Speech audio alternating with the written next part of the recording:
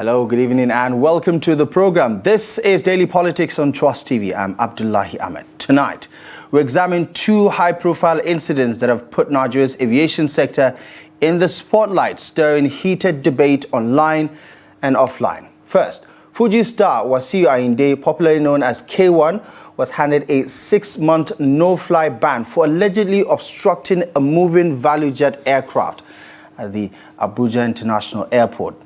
Days later, security officers forcefully removed Ibom Air passenger Comfort Emanson after she allegedly fought a flight attendant over the use of her phone during boarding.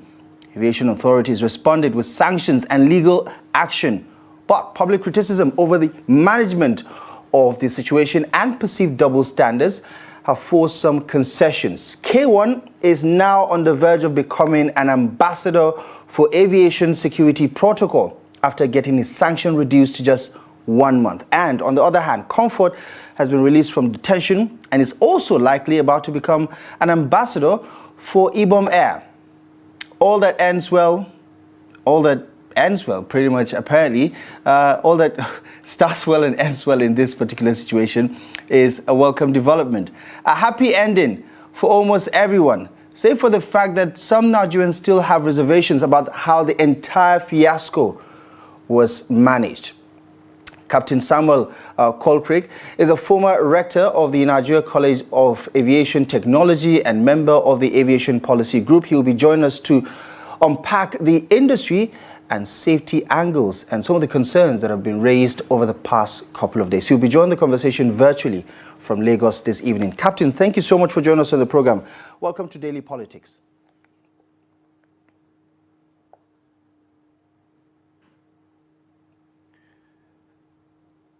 Hello, Captain.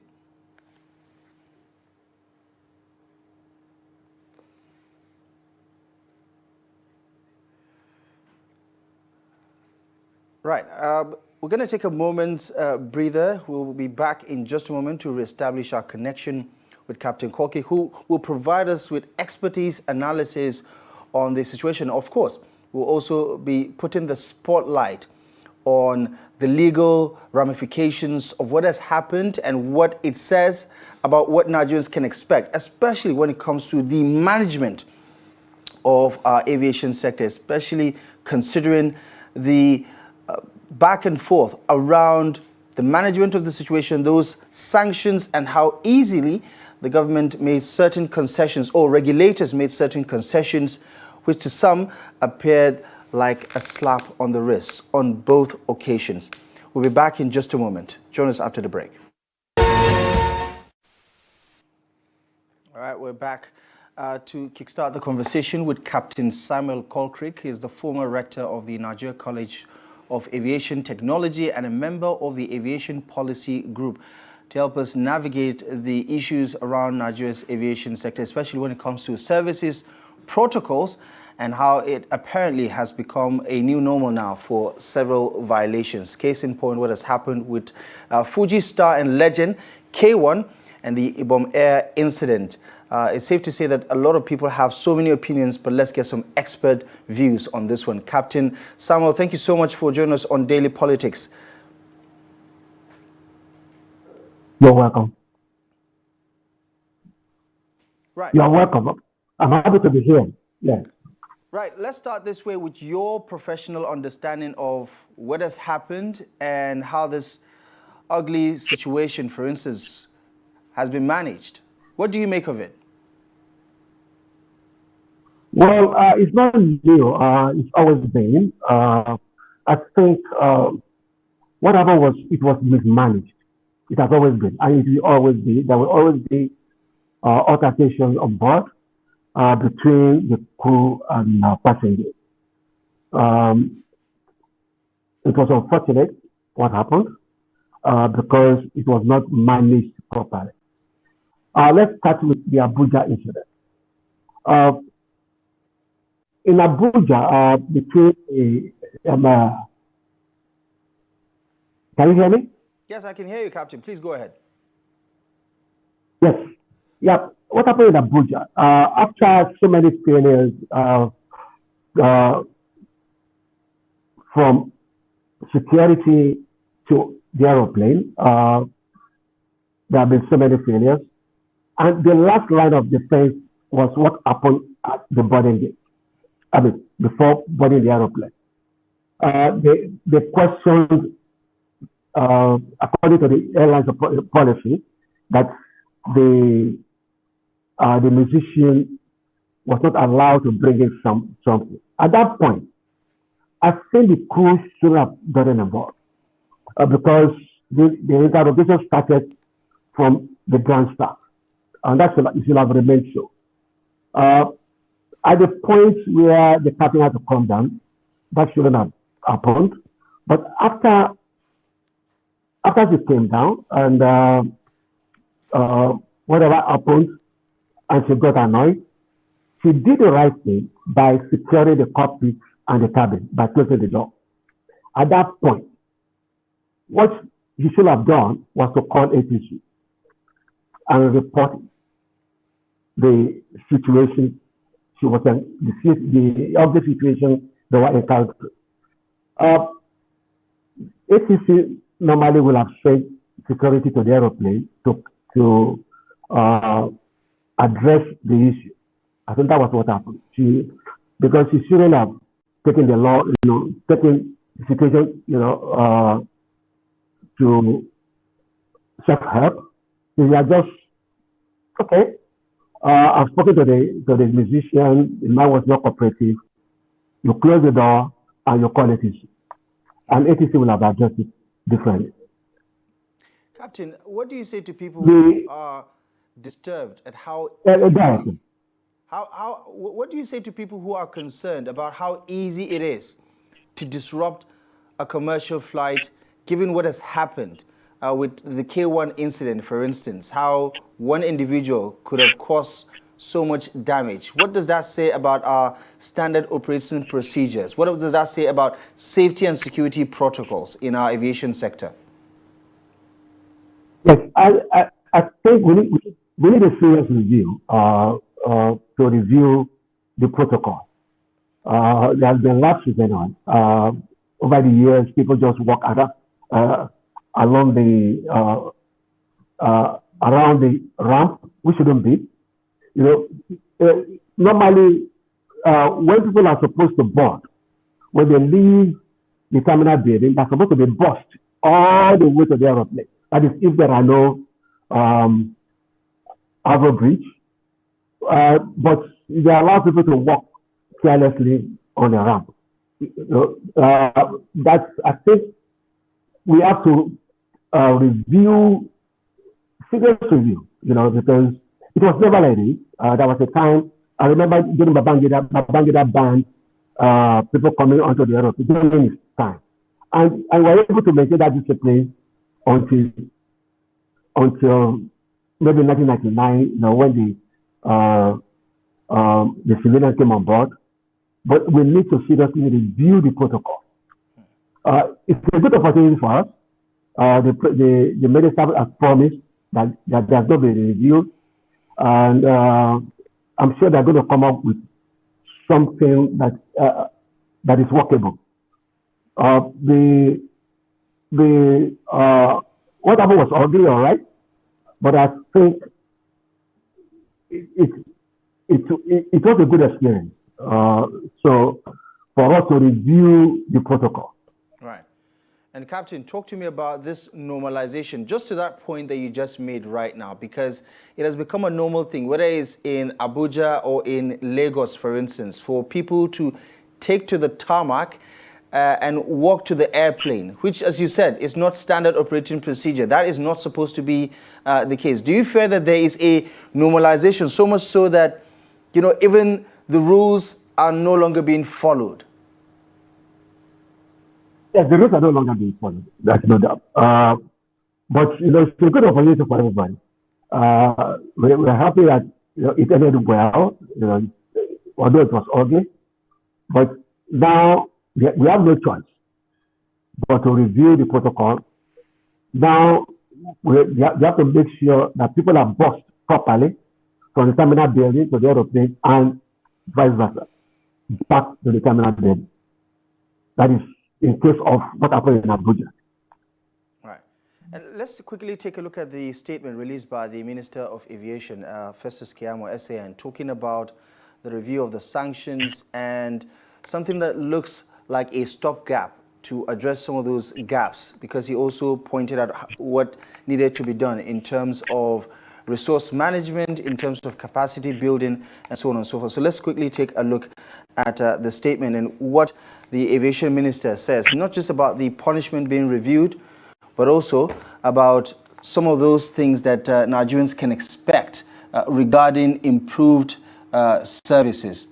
And, he also said, while identifying some of those challenges regarding the K1 incident and the case of Ibom Air and Ms. Comfort Emerson, he did point out, I mean, this first slide is talking about the two incidents, but of course, he said in the second or third part of it, he said he has directed all relevant aviation agencies in collaboration with other complementary agencies outside the aviation to immediately, in capital letters, begin a retreat next week to properly retrain and prepare our aviation security personnel on how to deal with errant and disruptive passengers and how to escalate or de-escalate, I beg your pardon, potentially explosive situations.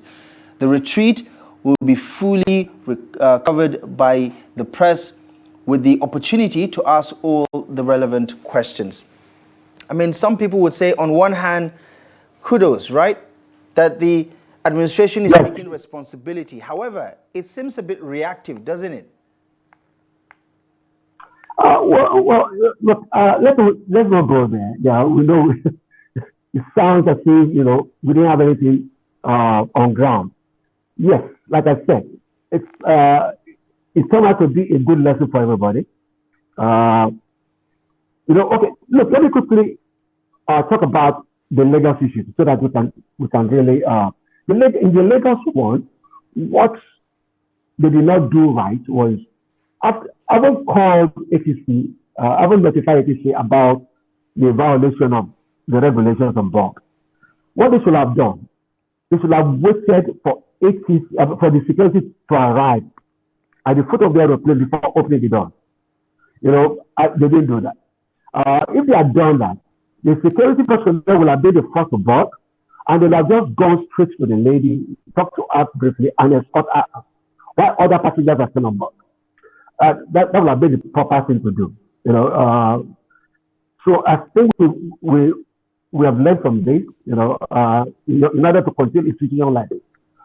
Because with everybody around, the lady wouldn't have reacted the way she did. But, I felt what happened was she was left alone, and she not thought she was being mocked, and she reacted that way. I'm not speaking for her, but I thought that would have been the natural reaction. But if they had allowed the security details to come on board first and approach her, they would have just escorted her, and that's what happened globally. Yeah. Now let's go back to what the minister is planning to do. I think it is good. It is good because we need to move forward. We need to move forward. We need to make progress from whatever has happened. Like I said, everybody has learned a lesson, so we all put it down to experience. And there's a need for proper documentation, documentation of procedure on how to handle this. And each airline will have to submit their own.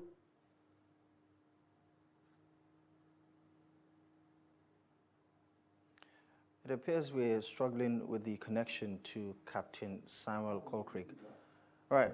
But I think, Captain, it is in the right direction. Yeah. Pardon the interruption. We lost the connection there for a few seconds, so you might want to recap the last point you were trying to make. Yes, I said each airline will have to come out with a procedure, documented procedure on how to handle this situation in future, and they have to submit it to the NCA for vetting. And it could even come from NCA or it could come from the ministry. But there must be a document, there must be a procedure that established procedure and documented, so that in case of future occurrence, they will follow it to the letter. All right. Let's quickly take a look at some of the provisions of the law when it comes to the management of our aviation sector, especially regarding what rules need to be followed to guarantee safety and security of not just the passengers but the operators within the sector. Let's have a quick look at the rule book and some of the provisions that might perhaps explain what we are dealing with here. Let's have a quick look at this provision to understand what the rule book says regarding this. Now, a key part of the legal framework there is Section 58 of the Civil Aviation Act, which empowers the NCAA to define unruly or indecent conduct on aircraft and impose criminal sanctions accordingly. Then there is Section 85 that talks about using or operating devices like phones in ways that interfere with aircraft systems against crew instructions being an offense. I believe that most of us are guilty of that, right? We feel the air hostesses are being unusually harsh when they say turn off your mobile phones and things like that. But how about this one? 85 sub 4 says the pilot in command may take necessary measures to safeguard the aircraft and passengers, including seeking help on board.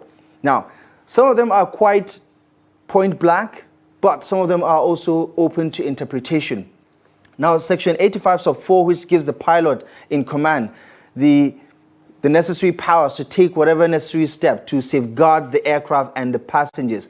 Take me through your understanding of that and the K1 incident, because the news broke that, first of all, the pilot has been suspended before the sanctions on K1, which has been revised right now. And it looks like the pilot got the short end of the stick as far as this conversation is concerned. What do you make of it? About you're talking about the pilot was sanctioned, right? The Abuja incident. Yes, I think she did everything right until up to shutting the door. I mean, closing the aircraft door to secure the cockpit and the cabin. She did that right. And the next she should have done was to have informed ATC and report the incident and ask for help. And ATC normally will have sent the security details to address the issue. She did it. She did everything right up to that point when she closed the door of the aircraft. And the next thing should have been to call ATC. Look, we have this situation. Somebody's obstructing the airplane. Please send security to address the issue. Yes. And security will have approached the people outside, and they will have handled it differently because they are trained to do that. What about the sanctions and how in just a space of a week we are getting a revised version of it? It looks like a slap on the wrist, Captain. Some people say, listen, this is not going to deter anyone from, say, conducting themselves in such a very poor manner, because it looks like the punishment is quite flexible. What do you think? If you look at what the minister said, I think the minister was able to address it. He said they have drawn the line from this incident. So that means in future, right, then those sanctions will be effective. Yes, because the minister said after the clemency, the minister said now we have drawn the line. So that's a red line drawn already. So that means in future, if somebody does it tomorrow, that person will face the full force of the law. Right, but some would say... I'm sure we are aware of that. But what the minister said, said yes, we need to move forward. We need to defuse the situation as it is now, right? Because there are no defined protocol on ground. Now we are going to define that. But from today, after this incident, you are drawing a line. So that means everything that is written there will be accepted as by the letter of the law. Some are saying, Captain, that That's the way I understand it. Yes, that's yeah. Some are saying, Captain, looking at how the authorities made a quick 180 on the punishment and revising it so significantly that it is almost looking like a slap on the wrist. Plus the conversation about, Mr. K1 being thought of as an ambassador for security protocol in the aviation sector. I mean, do you think that sends a good message? No, I know you're trying to take me through that lane. I will not follow you onto that alley. I will take it as, look, we have an issue. It's being resolved, right? We want to take corrective action, and we have drawn a line. So let's. I think we should just let it ride as Apple stands, and any other one will be enemy action. And zooming out of this particular incident, right? I mean, these are not necessarily the only incidents that we've had of this particular nature. As some would say, this presents a window of opportunity, which I believe you've pointed out to a certain degree earlier, for a complete overhaul of the protocols, right? Going beyond just what has happened in Abuja and in Lagos. What do you think about that consideration and what it could actually do regarding the orientation gaps from not just passengers, but operators like pilots and people who are pretty much the ones running the value chain in the aviation industry? The first that came to my mind, when you started this line of reasoning, is the NOA, that is the National Orientation. Is that the NOA, right? They have their work cut out for them now, because they are going to be in the forefront to sensitize the public about whatever corrective action and how we should all be in public places. I think we should take it as a good lesson for the whole country to learn from. And I'm happy it has the minister they were able to reverse it, because it was becoming polarized. Now let the country just move forward, and let's make sure that it does not happen again. And the real organization that's supposed to do that is the NOA. I don't know whether you agree with it. Because that's their job. They should package everything and move it on the NOA so that they can sensitize the whole public, at least the air traveling public.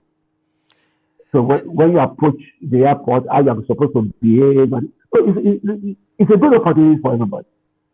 I mean, for this country, and we may end up leading the world in this. Maybe it's a good opportunity for Nigeria to really teach the whole world how to solve this kind of issues. But it's a good opportunity for us. Yeah.